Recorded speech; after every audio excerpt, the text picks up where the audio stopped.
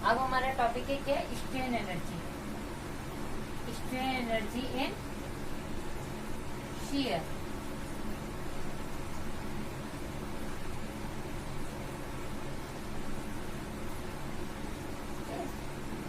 Strain energy in shear। देखिए सबसे पहले हम क्या पढ़ेंगे, हमें यहाँ पे क्या पढ़ना है, स्ट्रेन एनर्जी इन shear कि shear में आपका स्ट्रेन एनर्जी कितना होता है। पहले देखते हैं स्ट्रेन एनर्जी है क्या। देखो स्ट्रेन एनर्जी होता क्या है, जैसे कि आपने ये कोई स्ट्रक्चर लिया, इस पे आपने लोड लगाया, इस तरीके से आपने मारा, चाहे ग्रेजुअली अप्लाइड किया चाहे सडन लोड लगाया, आपने इस तरीके से मारा, एकदम से नहीं टूटता। ये क्या करते, जो इस स्ट्रक्चर को बनाना वाला जो मॉलिक्यूल्स है वो क्या करते, एक अपोजिट फोर्स लगाते। ठीक है, अपोजिट फोर्स लगाते क्यों, क्योंकि उनमें क्या होती है, एनर्जी होती है। वो जो एनर्जी होती है वो क्या करती, उसे हम क्या बोलते हैं, उसी को हम बोलते हैं स्ट्रेन एनर्जी। ठीक है, स्ट्रेन एनर्जी इन shear। अब हम देखिए कैसे करें, हम एक ब्लॉक कंसीडर करते हैं जो आपका क्या है, यह बेस से हमारा क्या है, फिक्स है। ये हो गया आपका ए, ये बी, सी एंड ये क्या आपका क्या हो गया, ब्लॉक हो गया। ठीक है, अब इस ब्लॉक पे क्या लग रहा है, हमारा एक shear स्ट्रेस लग रहा है। ठीक है, यहाँ से हमारा क्या लग रहा है, पी का लोड लग रहा है, इस पे पी लोड लग गया, जो आपका क्या इस तरीके से उसने क्या किया, आपके इस ब्लॉक को डिफॉर्म कर दिया। ठीक है, ये डिफॉर्म किया, जब इसने ये डिफॉर्म किया, कितने एंगल पे किया भाई, shear है, तो shear में आपका कितना जो डिफॉर्मेशन होता है वो क्या होता है, आपका फाई होता है। तो ये आपका क्या हो गया, फाई एंगल पे क्या हो गया आपका डिफॉर्मेशन। देखो ये आपका ब्लॉक रखा कैसे एक्चुअली, ये जो आपके ब्लॉक है ना इस तरीके से रखा है, यहाँ पे ये फिक्स है। ठीक है, ए बी सी डी है, और इसकी जो डेप्थ है, ये इसकी जो ये हाइट है, ये हम यूनिट लेकर चलेंगे। ठीक है, इसको हम क्या लेकर चलेंगे, यूनिट। सिर्फ लेंथ हमारी इसकी और इसकी रहेगी। ठीक है, अब देखो ये आपका ABCD। अब हमारे इस पे shear स्ट्रेस लग रहा है, P का इस पे लोड लग रहा है। हमारा एक्चुअल जो हमारा ये जो होता है स्ट्रक्चर है, ये जो हमारे इस पे shear लग रहा है, shear लगने की वजह से इसमें कुछ स्ट्रेन एनर्जी भी आ रही होगी। वो जो स्ट्रेन एनर्जी आ रही है वो क्या है आपकी, क्योंकि जो स्ट्रेन एनर्जी होती है ना एक्चुअल में वो आपका वर्क डन होता है। ठीक है, वर्क डन, तो आपका ये वर्क डन कितना होता है, वर्क डन क्या होता है आपका, वर्क डन होता है आपका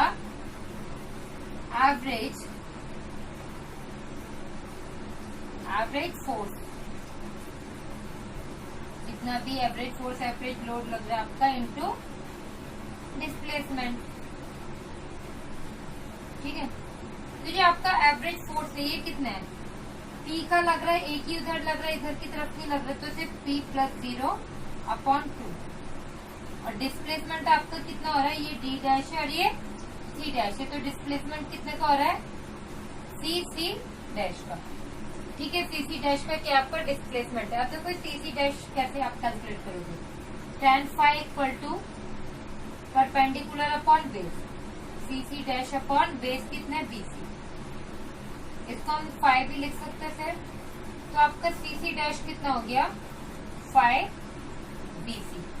ठीक है, तो हम CC' की जगह फाई BC भी लिख सकते हैं, 3/2 फाई BC।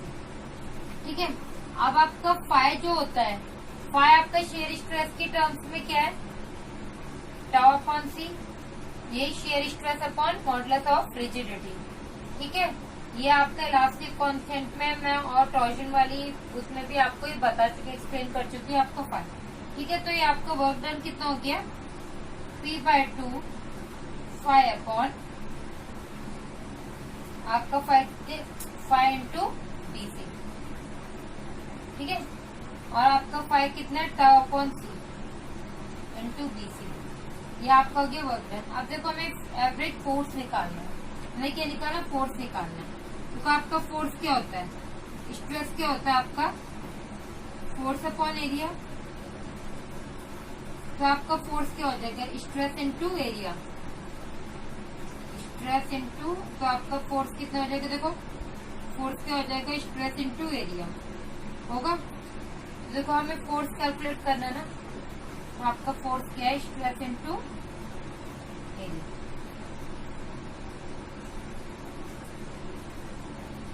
आपका स्ट्रेस कितना है, आपका देखो यहाँ फोर्स, आपका स्ट्रेस कितना है टाउ, और एरिया कितना है, देखो आपको एरिया देखना है। लोड आपका इस वाले सरफेस पे लग रहा है, ये आपका है लोड, आपका क्या है, इस वाले सरफेस पे लग रहा है, इस वाले सरफेस पे आपका क्या लग रहा है, लोड लग रहा है, ठीक है। इसकी हमने थिकनेस कितनी ली है 1, ये वाले सरफेस पे, इस वाले सरफेस पे लग रहा है लोड, डिस्प्लेसमेंट भी इस वाले सरफेस का हो रहा है, तो इसकी आपकी लेंथ कितनी है, इसको हम क्या लिख सकते हैं AB, और इसकी हम हाइट क्या लेकर चलते हैं 1, तो इसको क्या लिख सकते हैं हम, आपका ये फोर्स क्या हो जाएगा, आपका एरिया कितना हो जाएगा AB, या फिर DC लिख लो, AB या DC जो भी आपको लिखना है, AB इंटू 1, ठीक है। फोर्स आपका कितना है, shear stress into AB into 1, ठीक है। अब देखो आपका क्या, यहाँ से हम लोगों ने हमारा क्या आ गया, फोर्स क्या आपका P आपका क्या है, फोर्स ही तो, ये P जो है ये फोर्स ही तो लग रहा है, तो P क्या हो गया टाउ AB/1। तो यहाँ पे अब क्या, ये जो हमारी ये इक्वेशन है, फर्स्ट इक्वेशन है वर्क डन यानी कि स्ट्रेन एनर्जी, ये आपका है, यहाँ पे P की वैल्यू रख सकते हैं, हाँ, तो आपका स्ट्रेन एनर्जी P/2 है, या आपका P/2 है, तो हम tau into AB into 1/2 into tau upon C into BC, ठीक है। अब देखो आपका ये AB इंटू BC इंटू 1 क्या होगा, AB BC ये एरिया हो गया, और इंटू 1 जो इसकी क्या हाइट है, ये थिकनेस बोल सकते हैं 1, तो ये टोटल कितने क्या हो जाएगा आपका वॉल्यूम। तो हम यहाँ पे AB इंटू 1 इंटू BC की जगह क्या रख सकते हैं, इसकी और इसकी जगह हम क्या पुट कर सकते हैं, टाउ/2 tau upon C, AB into BC into 1 की जगह हम क्या पुट कर सकते हैं, वॉल्यूम। क्यों वॉल्यूम, ये तो length breadth into height, length breadth into height, जो इसकी हाइट रही होगी वो हमने 1 ली थी, तो आपका ये क्या हो जाएगा वॉल्यूम, इसकी जगह हम क्या लिख सकते हैं वॉल्यूम, और ये आपका क्या हो गया टाउ² 2C, और ये आपका क्या हो जाता है स्ट्रेन एनर्जी इन शियर, ठीक है। ये आपका क्या हो जाता है strain energy in shear. I hope आपको समझ में आवा, इजी है। चलिए अब हम इस पे बेस्ड एक न्यूमेरिकल कर लेते हैं, आपको थोड़ा और अच्छे से समझ में आता है, ठीक है। न्यूमेरिकल करना भाई हर टॉपिक पे जरूरी है, जिससे कि आपको वो जो आप पढ़ रहे हो उसको यूज कैसे करना है वो पता होना चाहिए ना आपको। चलिए न्यूमेरिकल लिखिए, ए रेक्टेंगुलर ब्लॉक क्लीन कर दो,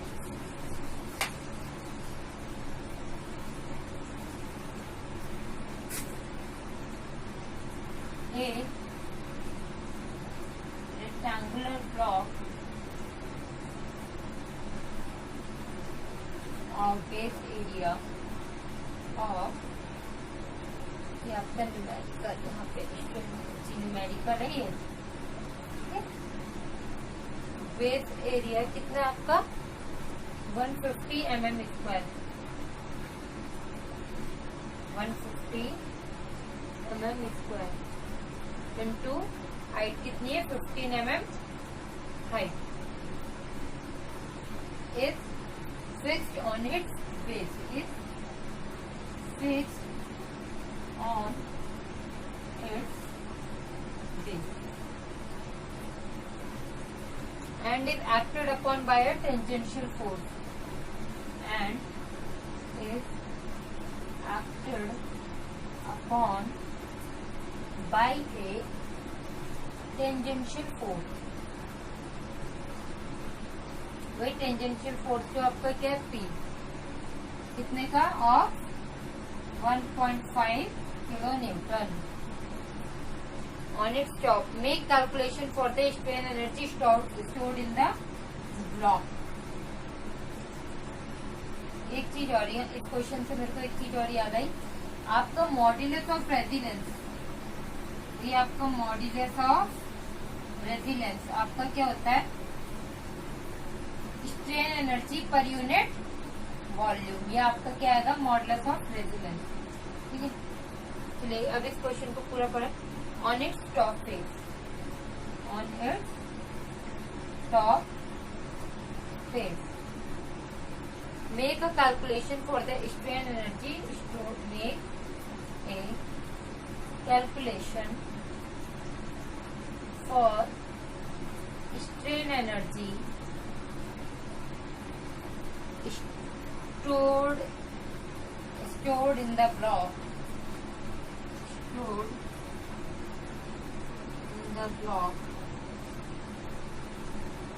and modulus of resilience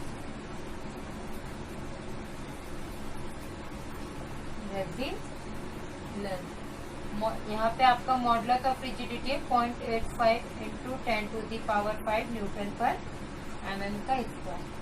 ठीक है, आपको क्या बोला, आपको रेक्टेंगुलर ब्लॉक की बात करी जिसका बेस एरिया क्या 150 mm स्क्वायर और उसकी हाइट 15 mm, यानी कि आपका इस तरीके से फिक्स है। तो ये बेस एरिया है, ठीक है, क्योंकि it's fixed on it's base से फिक्स है और बेस का एरिया क्या दे रखा 150 mm, तो यहाँ से फिक्स है।